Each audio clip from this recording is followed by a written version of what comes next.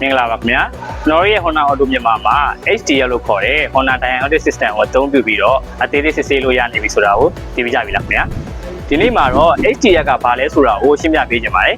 HDL ဆိုတာကတော့ Honda ကားတွေရဲ့ engine, gear, ABS, airbag နဲ့ service စနစ်အားလုံးကိုအသေးသေးစစ်ဆေးပေးနိုင်တဲ့စနစ်တစ်ခုပဲဖြစ်ပါတယ်